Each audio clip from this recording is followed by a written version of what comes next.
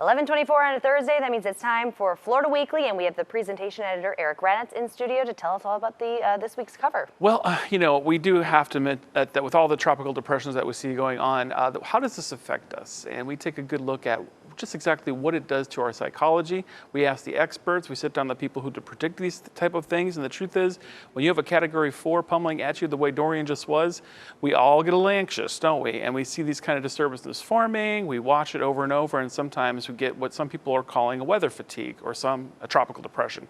Even with these experts here at NBC2 very carefully monitoring, calculating at the best possible way, some still find themselves worrying. Well, we sit down, how can we put things in perspective? How can we keep calm? How can we not get overly worried? We of course, have to always take care to be safe, but not get overly anxious about it. You just jumped right in there. Yeah. Perfect. Was that too quick? Too quick. Sorry. Nice, timely article, though. Yes. Can't wait to read it. Yeah, it sure is. We talked to a lot of people, too, who were stressed out during Dorian and all of that, so that is timely. We all have a little bit of it. And another thing, that people can do to kind of help them is meditation as well, to kind of soothe your thoughts. Yeah, and that's funny you mentioned it, because our business story is about somebody who's taken on Vedic meditation, and his name is Matt Cardone. He was actually a top-ranked salesman at a Fortune 500 company years ago, but got in a DUI accident and with a company car, lost his job, and so he found this Vedic meditation to be of help to him. We find out just a little bit about that, but now, fast forward, he's now a leader in providing this type of exercise at corporate events. And so we find out how he feels, why it's been so helpful to him, and what it's like running the business of being a Zen master.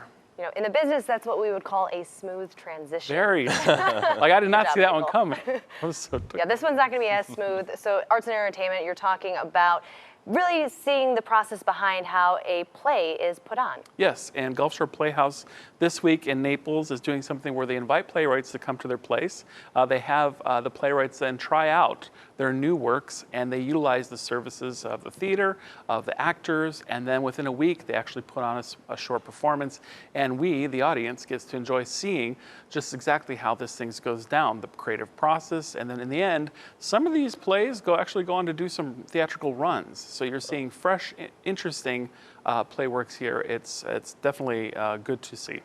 Did you have an analogy for that? No analogy for it. I've actually been to something similar to that, not at this one, but they're the laboratory in Fort Myers. They do one for like a 24-hour one. Yes. And those are impressive. They were hilarious, and they literally just work all day. Yeah, and I could go to those over and over. A lot of other companies in town have done it, and this happens to be the week you can catch Gulf Shore Playhouse doing it, so it's fun to watch. Yeah, for sure. So what do we got for top picks this week? Well, funny you should mention it, but Florida Weekly always has top picks, a full calendar listing of events and places to go this week. And if you've heard of Amy Grant, she's in town.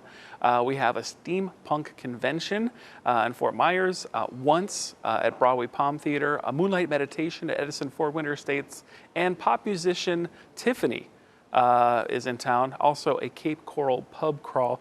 Much more. There's no excuse if you're not too sure what to do. Pick a Florida Weekly and find out just exactly what you want to do in our arts and entertainment calendar. Top picks online on your device and on stands. the best part, it's free. And it's free, the best things in life. All right. Eric, we'll see you next week. Thank you so much.